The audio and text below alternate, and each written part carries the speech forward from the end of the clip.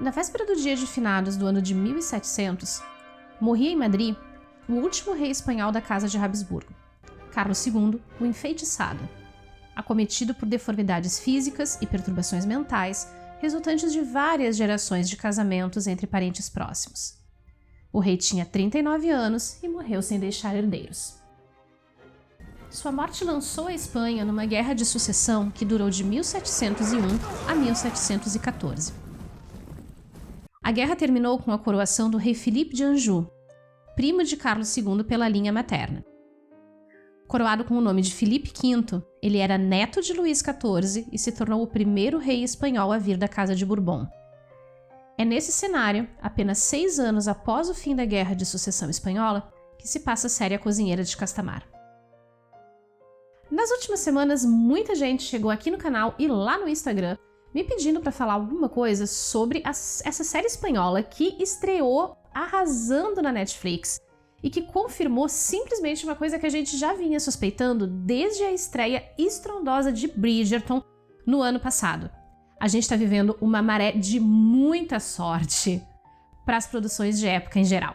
Uma ótima notícia para quem gosta de romances de época, porque isso significa que no futuro a gente pode ter outros títulos sendo adaptados para as telas e novas traduções de publicações que estão rolando na gringa. E no vídeo de hoje a gente vai bater um papo sincerão, mas absolutamente sem spoilers, sobre A Cozinheira de Castamar. Meu nome é Pauline Kisner, eu sou historiadora da indumentária e você está no canal da Modista do Desterro.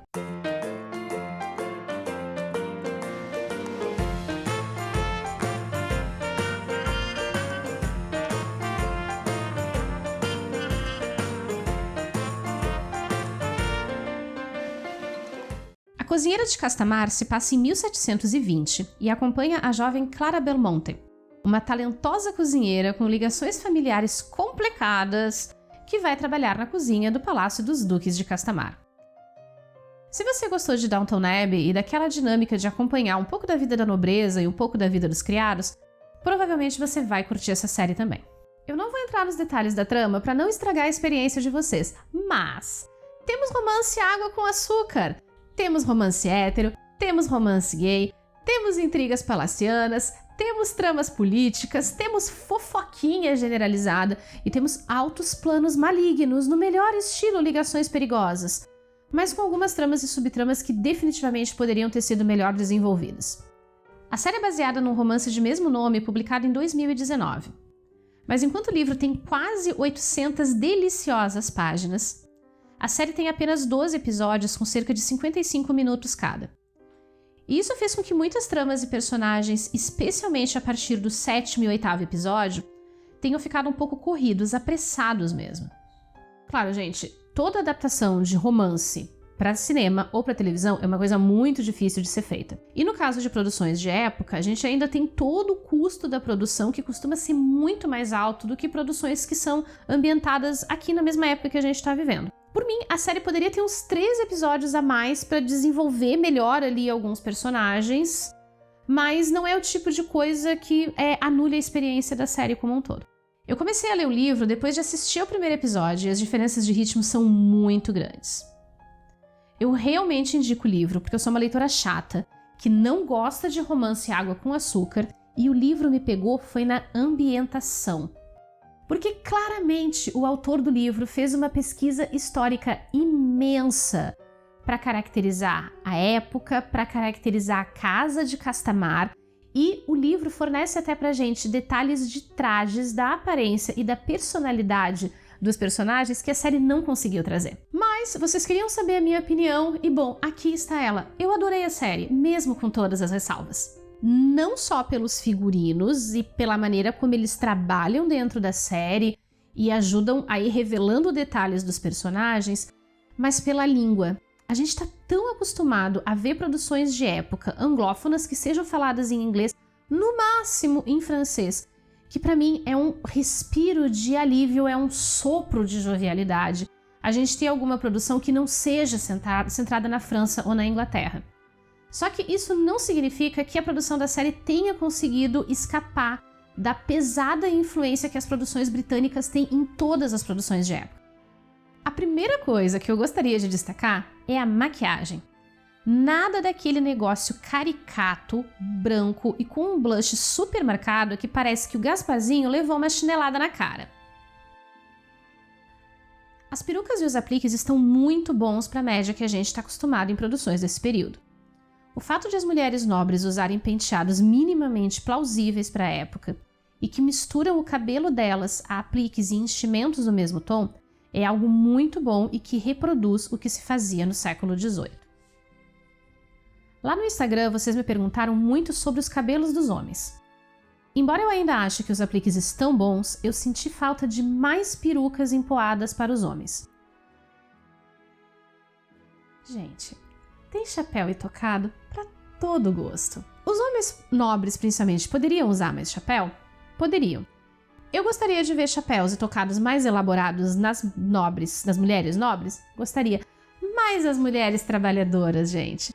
As criadas usam toucados de todos os modelos e materiais que vocês imaginarem, que refletem a posição delas na hierarquia de criadagem da casa.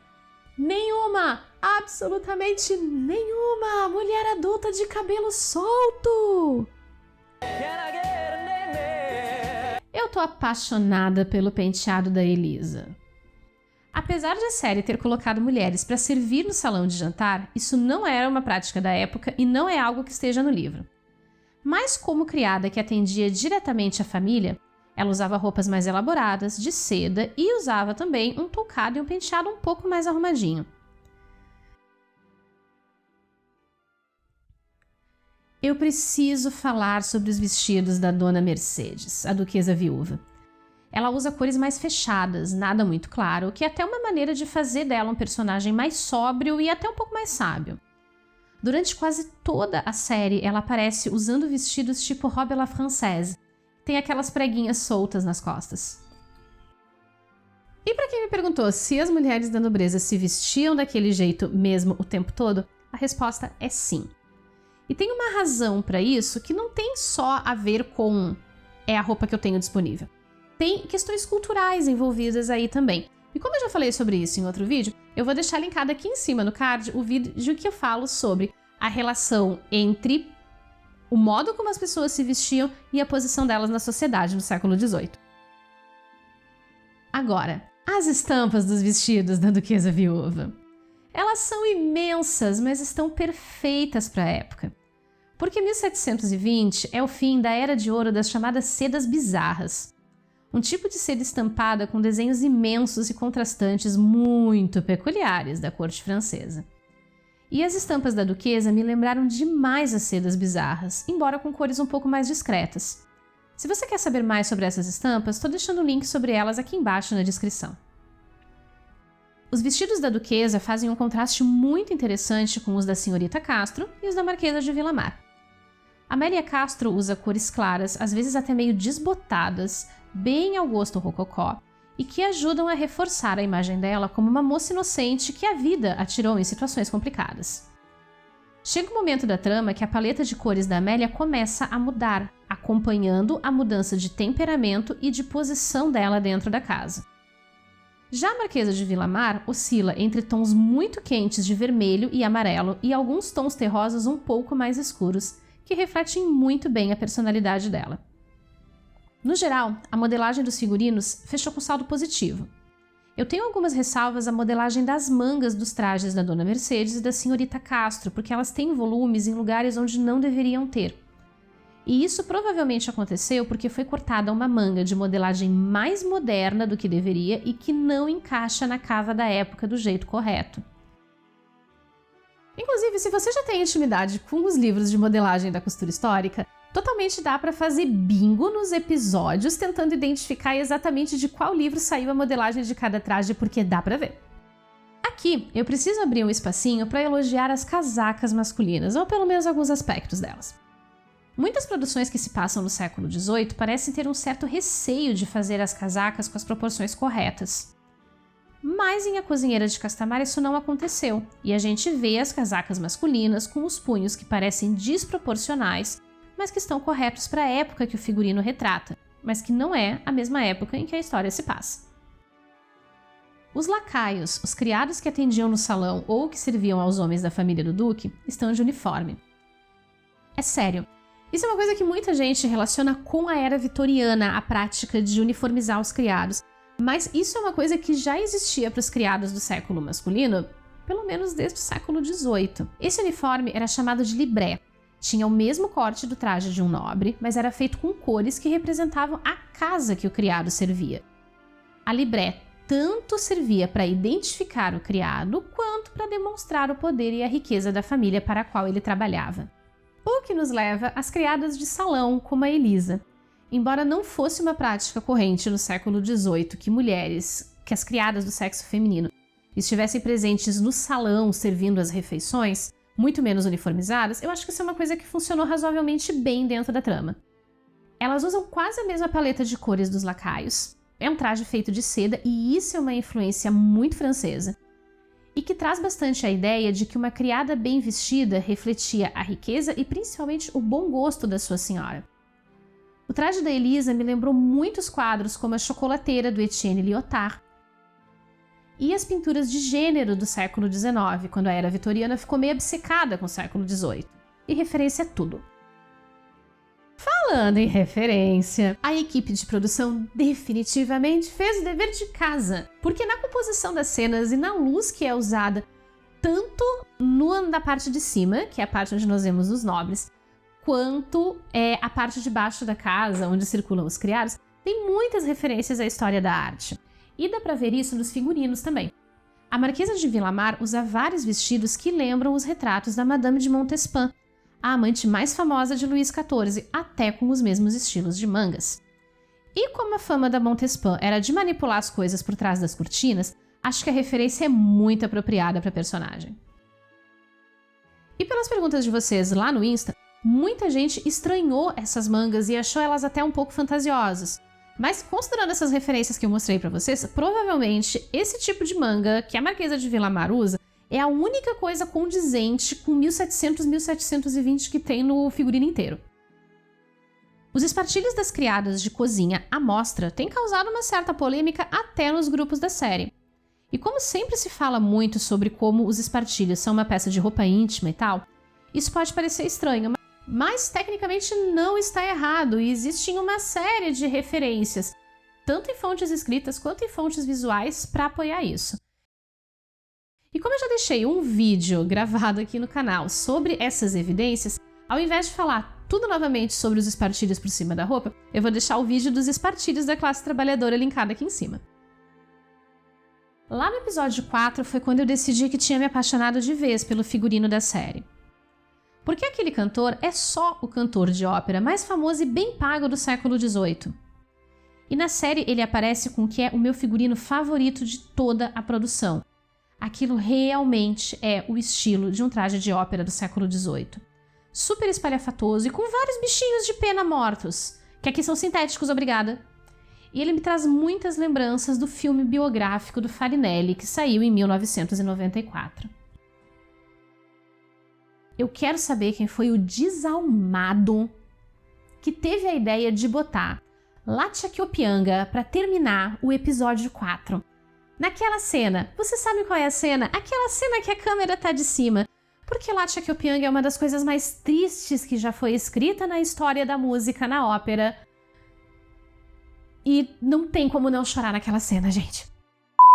Mas nem tudo são flores e o veneno é grande. Eu sei que vocês estão aqui muito mais interessados no que eu não gostei da série. Então, vamos falar sobre isso.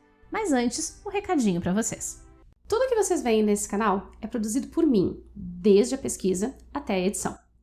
Tudo feito com muito carinho e principalmente muita responsabilidade, para garantir que as informações que vocês veem aqui sejam informações corretas e obtidas à base de muita pesquisa e muita leitura de materiais históricos, inclusive originais da época. Então, se você está curtindo o conteúdo, então me dá uma mãozinha por aqui? Curtir os vídeos, comentar, compartilhar, são coisas que ajudam muito no crescimento aqui do canal e sinalizam para o YouTube que esse conteúdo é relevante não só para você, mas para outras pessoas também. Além disso, uma segunda maneira que existe de você contribuir com o crescimento do canal é você se transformar num apoiador, num modíster oficial. Aqui embaixo na descrição do vídeo você encontra o link do nosso Apoia-se.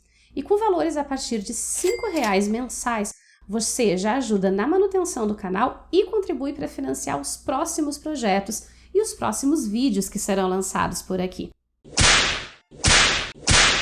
Os pincéis do episódio 4 me doeram de tantas formas que eu não sei nem por onde eu começo. Deve ter sido aquele objeto de cena que foi totalmente esquecido, alguém lembrou na hora de rodar a cena e pegaram emprestado no estúdio do lado porque acharam que ninguém ia notar. A gente notou, produção. A gente notou pra caramba que tinha uma droga de pincel de sereia da Wish numa produção do século XVIII. Barba era um negócio banido entre a nobreza do século XVIII, era coisa de camponês. Não faz sentido que o Francisco Marlango, que é o cara jovem e rico e o pegador oficial da série, tenha aquela barba diamante latina. Muito menos o Marquês de Soto, que é descrito no livro usando roupas e maquiagens em estilo francês. A gente já tinha sacado que ele era o vilãozinho da série, tipo, no primeiro episódio. Não precisava botar ele barbudo e desgrenhado, a gente já tinha entendido. Achei as roupas masculinas da nobreza muito apagadinhas e escuras. As roupas masculinas dessa época eram muito mais brilhantes, cheias de bordado, principalmente numa região como a Espanha, que estava tão próxima da França nesse momento. Mas eu acho que talvez a série não tenha querido trazer para a tela uma referência de masculinidade que é totalmente diferente da noção de masculinidade que nós temos hoje e que poderia acabar deixando o público incomodado. Isso é uma crítica que eu tenho também a Versalhes, porque a representação de Luís XIV na série é muito mais clean e muito mais sóbria do que ele realmente foi. Acho que a exceção dos personagens que realmente interagem, que falam, que usam os lenços corretos, cara, por que colocaram esses babados de renda nos figurantes? Cara, isso é muito figurino de filme de época dos anos 80, sério, gente. Dá muito menos trabalho fazer o lenço direitinho com a renda na ponta. Não precisava comprar o bagulho numa loja de cosplay da China. E falando em loja de cosplay, gente, o figurino da Duquesa Viúva tava indo tão bem até isso aqui aparecer. Porque eu juro que já vi esse vestido no AliExpress, gente. E nós precisamos falar sobre o mordomo e a governanta. Sério, eu não entendi por que a governanta tá de preto. Porque preto era uma cor essencialmente de luxo na Espanha em 1720. Ele era a cor do traje à espanhola, um estilo de vestimenta muito característico da corte espanhola no século XVII e que Filipe V usava de vez em quando para agradar a nobreza local. Essa ideia da governanta e do mordomo todo de preto é uma coisa muito vitoriana, não é uma coisa que se identifique com o século XVIII. Mas dentro da estrutura da série funciona por alguns motivos específicos que vocês vão descobrir ao longo da história e que eu não vou falar porque a gente continua mantendo a nossa política de não dar spoilers. E embora no geral eu tenha gostado muito do figurino da série, da maneira como ele foi interpretado e como ele foi colocado dentro da trama, ainda assim tem algumas coisas dentro dele que me parecem muito deslocadas. Os trajes não são condizentes com 1720. Eles são muito mais adaptados para 1760 e 1770. Em 1720, nós veríamos os homens usando perucas mais longas e cheias, com casacas mais longas e coletes que ainda tinham mangas, como esse da coleção do Museu Metropolitano de Nova York. Estilos de vestido como o robe à l'anglaise e o robe à la polonaise, usados pela senhorita Castro, ainda nem existiam nessa época. O robe à la française, usado pela dona Mercedes, ainda era um pouco diferente do que a gente conhece. Ele estava evoluindo a partir do robe volante. Em 1720, as mulheres nobres estariam provavelmente usando mantuas como essa aqui. As muito estilosas de modos afrancesados estariam vestindo um robe volante, ou algo como esse traje de corpete pontudo, que é o que a gente vê mais próximo do estilo da Marquesa de Vilamar. Eu também acho que tem uma influência muito pesada das produções britânicas, tanto no figurino quanto em algumas coisas do cenário.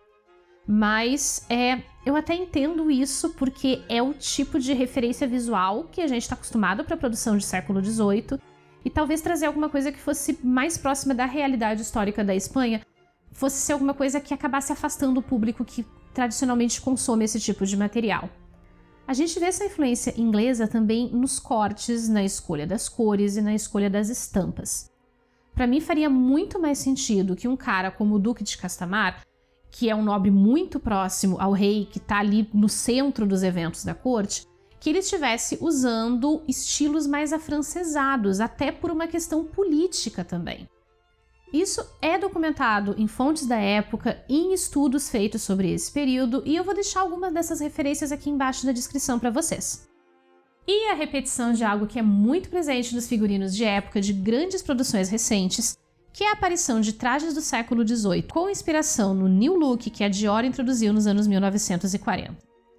A gente já viu isso em vários trajes da Claire em Outlander. Eu não sei se eu curto muito essa mistura. É claro, tinha que ter mocinha sofrendo. E o sofrimento moral dela é materializado em cena através do corset opressor apertadíssimo usado diretamente em cima da pele. Que preguiça que eu tenho disso! Tem algumas outras coisas da série que não são do campo do figurino, mas que eu gostaria de mencionar aqui. Na história, o Duque de Castamar tem um irmão adotivo negro, e o roteiro em nenhum momento oculta as tensões raciais desse arranjo familiar. Eu acho que essa é uma abordagem muito melhor do que a que foi feita em Bridgerton, porque a produção da série foi acusada de apelar para coisas como colorismo e fazer bait com a questão racial, e as críticas que foram feitas nesse sentido são absolutamente fundamentadas. As cenas de sexo estão na medida certa. Elas não são nem muito frequentes, nem explícitas, a ponto de te fazer sentir vergonha de assistir com seus pais na sala. Eu critico e muito o uso desmedido de cenas de sexo em produções de época. Porque tem umas coisas aí no mercado, tipo Outlander e The Tudors, que pra ser soft porn só falta colocar isso na classificação do gênero da produção mesmo. O sexo é um recurso narrativo importante, mas ele precisa ser bem utilizado, porque senão fica só um monte de cena aleatória de gente se pegando à luz de vela, pelada e depilado no cenário de época. Na série, a condução da comida é espetacular. As narrações feitas pela Clara ajudam a transmitir muito bem a ideia, que existia no século XVIII, de que a gastronomia era uma forma de arte e que só paladares realmente refinados, ou seja, os nobres, saberiam apreciar a riqueza de sabores e o trabalho visual envolvido nos pratos. Eu realmente espero que seja lançado um livro de receitas da série, assim como foi feito com Downton Abbey, porque no romance a Clara cita os livros de culinária em que ela estudou e todos são livros reais. A mão de testar a receita chega a tremer.